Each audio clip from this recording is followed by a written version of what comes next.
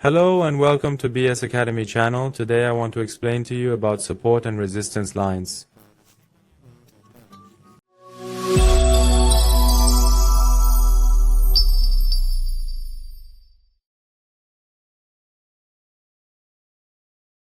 Well, as you know, support and resistance are points that the price reacts to.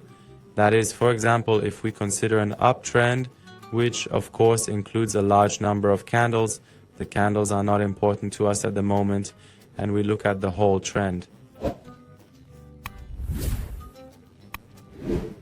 Well, we see that the price has gone up and a change of trend has been made and the market has fallen and the trend has changed to a downtrend, but the price reaches a point and moves up again and reaches that point again and goes back down and falls. So these points where the uptrend has reached and the trend has been changed and the trend has returned to the bottom, if I want to draw these with a line, we will call this line the resistance line. And also the lower points that the downtrend has reached and the trend has changed and turned into an uptrend, we call this line the support line. In fact, these support and resistance lines are the points on the chart that the price has reacted to. What does it mean? That is, the price has come here but could not go higher than this price. Look at this bullish trend. The candles came up. That means the price went up and the market was in the hands of the buyers. Then the price reached this point and here the market could not go higher than this price. What was the reaction? This is the change of trend, that the sellers took control of the market again and brought down the price. Here the control was in the hands of the sellers and reached this support line, and again the price did not go lower than here, and here the buyers could control the market. They stopped and the price went up again until it reached the resistance point and the trend was changed again.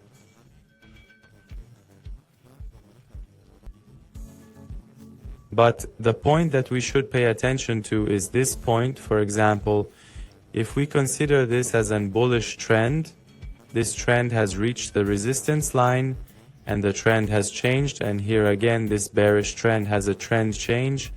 Here is a market, I have drawn a trending market, and here this resistance line has been broken by this uptrend.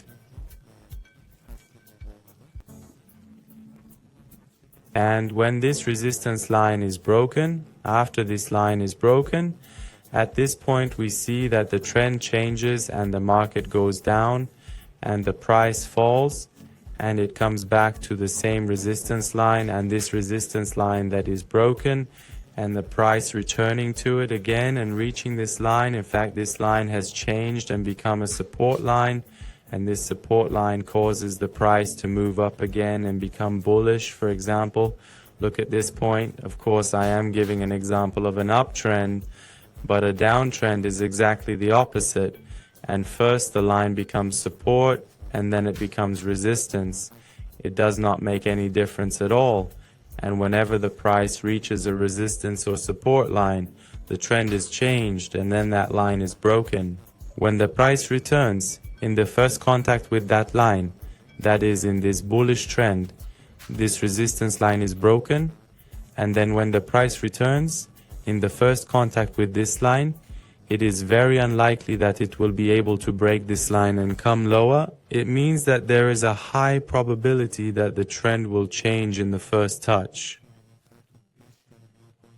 And this can be a strategy that whenever we find a valid resistance line and that resistance line is broken, of course it may have several reactions before this.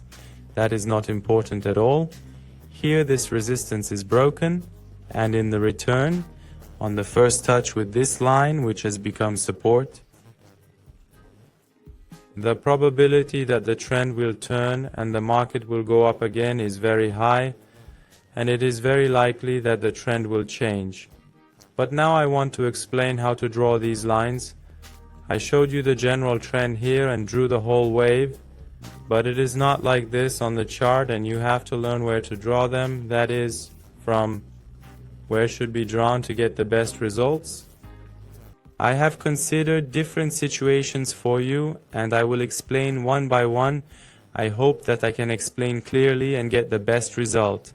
Well, if we consider this candle as a bullish candle and a bullish trend, and a bearish candle is placed after it, we actually have a green candle and a red candle, none of which have any shadow, and their bodies are also in one. They are aligned and both are the same size. In this case, we have to draw the resistance line on the body of the candles because they have no shadow. For example, if the time frame of this candle is 5 minutes, and if we take the same candle and look at the time frame of 1 minute, the same candle will turn into 5 1-minute candles. That is, each candle can be a trend by itself. If we look at the lower time frame,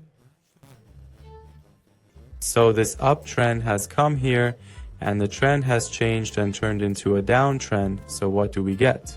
That we should not draw a line below the candle when the candles are the same size and have no shadow. In the case where there is a green candle and a red candle next to it, we must draw the resistance line above these candles. But if it was the opposite of this situation, that is, the red candle was on the left and the green candle was on the right, then we had to draw the line down. So always remember that every candle can be a trend. So here is an uptrend, then the trend is reversed and we have to draw a line here. In fact, any candle that is connected to a support or resistance line on one side should not be drawn on the other side, so a line should not be drawn here. Well, I will explain the next situation.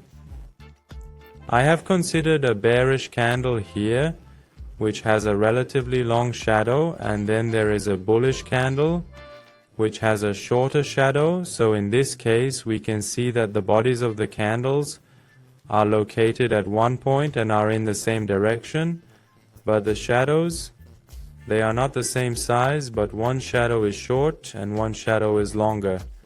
So in this case, it is better to draw the line from the body of the candles first, and the best thing is to draw another line from the short shadow, and parallel to the line above, we draw a line of short shadow, so the distance between these two lines becomes the resistance zone or the support zone. Of course, in this example, since the first candlestick is red, it means that a downtrend has come and turned into an uptrend. So we must say that the support zone is drawn. In the next case, we see a candle that has a long shadow, and I drew a red candle that is followed by a green candle with a short shadow, and the difference from the previous case is that these candles, in addition to their shadows, are not equal. Even their bodies are not aligned, that is, one body is higher and one is lower. In this case, the best point to draw the support line is exactly from the tip of the short shadow, which means it is better to draw the support or resistance line from the short shadow. There is another mode. In fact, I try to draw all the modes here so that you understand better and don't get confused if you see different modes on the chart, and you can understand where you should draw the line. Of course, this point, let me say that all this is obtained experimentally and you have to gain experience to better understand how to draw the most valid line. Well, in this case, we consider that an upward trend has come and here a shooting star pattern is formed. In this case, because this candle has a shadow and the next candle has no shadow, and the bodies of the candles are not in the same line, so it is better to draw the line from the tip of the candle's shadow, and this one is also a descending type, which should be similar to the ascending type. Draw the line from the tip of the shadow.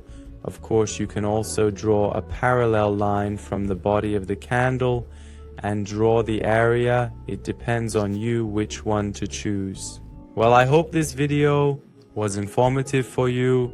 Don't forget that the channel subscribe and stay safe until the next video.